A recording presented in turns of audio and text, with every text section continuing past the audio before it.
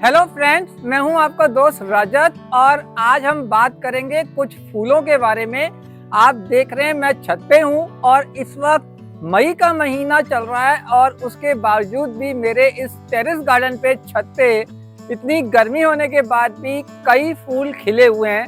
ज़्यादातर फूल सीजनल होते हैं और आप देखेंगे कि विंटर के फूल में वैरायटी बहुत ज़्यादा मिल जाती है। विंटर में फूल लगाने और मेंटेन करने भी आसान होते हैं, लेकिन गर्मियों में ऐसे कौन से फूल लगाएं जो कभी खराब भी ना हो, पूरे गर्मी के सीजन में आसानी से चल जाए। तो मैं आज आपको दिखाऊंगा अपने टेरेस गार्डन में कुछ ऐसे 10 फूल जो गर्मी के मौसम में खिलते हैं, बहुत अच्छी खुशबू भी देते हैं और पूरे साल भर चलने वाले परमानेंट पौधे होते हैं। तो जल्दी से देखते हैं ऐसे वो 10 कौन से पौधे हैं जिनको हम अपने छत पर इतनी गर्मी में भी लगा सकते हैं। गर्मियों के फूलों में सबसे पहला और अव्वल नंबर पे आता है जैस्मिन यानी कि मोगरा, और ये मेरा काफ़ी फेवरेट फूल है। गर्मियों के मौसम में बहुत ज़्यादा खुशबू देता है। मैंने इसकी प्रूनिंग करी थी और अब आप देखेंगे करीबन पूरा का पूरा बेल जो है वो फूलों से भरी हुई है।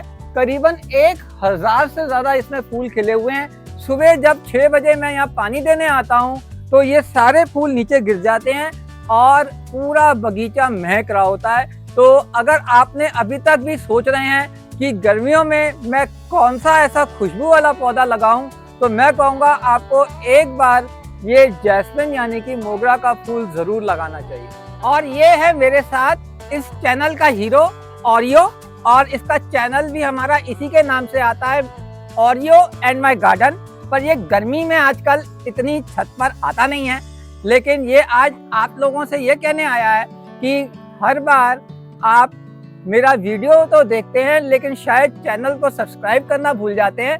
तो ये कह रहा है कि अगर वीडियो पसंद आते हैं और चैनल अच्छा लगे तो सब्सक्राइब भी कर लें। और चलते हैं आगे अपने फ्लावर्स के बारे में। अब जहाँ मैं खड़ा हूँ यहाँ पर है मेरा गर्मियों के पौधों का एक और फेवरेट खुशबूदार पौधा, और आप देख रहे होंगे वो है चंपा। चंपा का पौधा बहुत ही आसान होता है लगाना।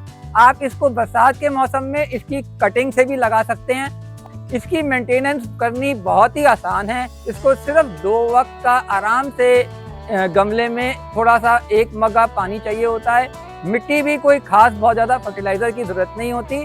चंपा के बारे में सबसे पहले मैं बता देता हूँ, 3 किस्म की वैरायटी आती है। तो इस वैरायटी में इस वक्त जहाँ मैं खड़ा हूँ ये एक तरह से देसी चंपा का पौधा है जिसमें वाइट और येलो किस्म के फूल खिले हैं। मेरे पास और वैरायटी के भी चंपा हैं और आप देखेंगे इतनी अच्छी इनमें भी खुशबू आती है और ये ग्रीनरी के लिए भी बहुत अच्छा है। इस वक्त ये मेरा पूरा का पूरा यहाँ से लेके आखिर तक ये पूरा का पूरा पौधा जो है वो फूलों से भरा हुआ है। उस तरफ आप देखेंगे वो मेरे वाइट और येलो क्रीमिश चंपा है। ये मेरे जो हैं ये बिल्कुल वाइट चंपा है जिसमें सिर्फ वाइट फूल आते हैं। और ये था जो मैं आपको दिखा रहा था। इस वक्त फूल मुरझा गए हैं क्योंकि गर्मी बहुत है, लेकिन इसमें ब्लड रेड की तरह बिल्कुल रेड कलर के चंपा के फूल आते हैं। अब मैं आपको अपना तीसरा पौधा दिखाता हूं जो गर्मी में जिसको दी क्वीन ऑफ द फ्लावर बोलते हैं, और वो होती है लिली। लिली को का पौधा हमेशा मई, जून और जुलाई के सीजन में खिलते हैं। अलग अलग वैरायटी की लिली आती है। अगर आपको डिटेल में जानना है तो मेरा एक लिली का वीडियो भी बना हुआ है। आज तो मैं आपको सिर्फ इंट्रो के हिसाब से बताता हूँ कि लिली का पौधा जो होता है वो इस तरह का होता है जिसमें इतने बड़े बड़े ऐसे लंबे पत्ते आते हैं। इसमें होती है रेड, पिंक और वाइट फूलों की वैरायटी। और उस तरह से दूसरी वैरायटी होती है वो ये होती है रेन लिली। रेन लिली बहुत ही खूबसूरत पौधा होता है। तो ये दोनों ही पौधे ऐसे हैं जो कभी भी खराब नहीं होते। इनको बल्ब से लगा सकते हैं। कहीं पर भी अगर गमले में लिली लगी है आप वहां से अगर 2-4 बल्ब भी निकाल लेंगे तो बरसात में ये अपने आप फैल जाएगी और आपको ये पौधा खरीदने की जरूरत नहीं है। रेन लिली के अंदर पिंक, येलो और वाइट कलर के फूल आते हैं। अगर आपने मेरा पिछला वीडियो देखा होगा मैं आपको अभी इसमें क्लिप्स में भी दिखा दूंगा कि किस तरह के मेरे इस बगीचे में लिली के फूल खिले थे। चौथा गर्मियों का बहुत ही फेवरेट और बहुत ही सुंदर जो फूल आता है वो होता है हाइबिस्कस यानी कि गुडेल। गुडेल में मैं ये कह सकता हूँ कि सिर्फ एक ही बात ऐसी है कि उसके फूलों में खुशबू नहीं होती, नहीं तो बाकी देखने में बहुत ही खूबसूरत अलग अलग रंग के हाइबिस्कस के या गुडेल के फूल मार्केट में मिलते हैं। इसमें आपने सिर्फ दो बातों का ध्यान रखना है। एक, आप अगर देसी गुडेल का पौधा ले रहे हैं, जैसे कि ये इतने बड़े बड़े जो मेरे यहाँ लगे हैं, ये हैं देसी हाइबिस्कस यानी कि देसी गुडेल। इसमें वैरायटी वाइट, पिंक और रेड आता है और ये पौधे अक्सर लॉन्ग टर्म काफ़ी देर तक चलते हैं, यानी कि मेरे पास तो ये 8-10 साल से पौधे लगे हुए हैं। आपने सिर्फ ये ध्यान रखना है कि इस वक्त बरसात के मौसम में इसमें मिलीबग लग जाते हैं, तो अगर ऐसा हो जाए तो आप इनको वॉश कर लें और थोड़ा सा नीम ऑयल का स्प्रे करें। टाइम टू टाइम अगर इसके फूलों का ध्यान रखेंगे और मिलीबग्स का आपके पौधों पे अगर अटैक नहीं होगा तो ये पौधा कभी भी खराब नहीं होगा। उस साइड में मैंने छाए में अपने हाइब्रिड के पौधे लगाए हैं। इस तरह से जो छोटे छोटे गमलों में मेरे पौधे लगे हैं, इन हाइब्रिड में भी एक बात मैं बता देता हूँ कि बहुत सारे मल्टी कलर्स आते हैं, येलो, रेड, पिंक, ऑरेंज, बहुत वैरायटी आती है हाइब्रिड के अंदर। लेकिन हाइब्रिड के अंदर प्रॉब्लम ये होती है कि वो 1 या 1.5 साल तक पौधा चलता है, उसको केयर थोड़ी ज़्यादा चाहिए होती है। इसी तरह से बहुत ही खुशबूदार और खूबसूरत फूलों की लिस्ट में ये एक 5वां पौधा और आता है और इसको बोलते हैं चांदनी। ये इस वक्त आप देखेंगे ये डबल फूलों के साथ इसमें कुछ फूल अभी खिले हुए हैं और बहुत सारी नई ये देसी चांदनी है। चांदनी में भी 2-3 किस्म की वैरायटी आती है। इसमें कुछ देसी लोकल वैरायटी होती है, कुछ कैलकाटा की हाइब्रिड डबल पेटल्स के साथ आती है, पर मोर और लेस चांदनी का पौधा एक जैसा ही होता है। तो ये भी बहुत ही अच्छा वाइट कलर का खुशबू वाला पौधा होता है जिसको आप अपने बगीचे में ऐड कर सकते हैं। अगला मेरा फेवरेट पौधा जिसको मैं हर साल लगाता हूँ अपने बगीचे में, वो आप देख रहे हैं, ये है सदाबहार। और सदाबहार में बहुत ज़्यादा कलर्स आते हैं। अगर आप हाइब्रिड लेते हैं, मैं कहूँगा बहुत ही अच्छा और सस्ता सीजनल पौधा है। 50-50 रुपए में आपको ये एक पौधा मिल जाएगा। मैंने अपने जितने भी ये वाइट गमले हैं, इनमें आप देखेंगे रेड, पिंक, वाइट, ये सारे सदाबहार के फूल लगाए हैं। ये मेरे गमले एक तरह से सीजनल पौधे के लिए हैं। मैं हर साल समर में सदाबहार लगाता हूँ और विंटर में मैं इसमें डेलिया लगाता हूँ। तो ये मेरे एक और लिस्ट में बहुत ही अच्छा सुंदर दिखने वाला पौधा है। और इसमें एक ही बात का ध्यान रखना है, आपने इसमें पानी बिल्कुल कम देना है और मानसून में जब बारिश आए तो आप ये ध्यान रखें कि इसके ऊपर बारिश का पानी ना पड़े, क्योंकि बरसात में जब बहुत ज़्यादा पानी इसमें पड़ेगा तो ये पौधा फिर आगे चल नहीं पाता।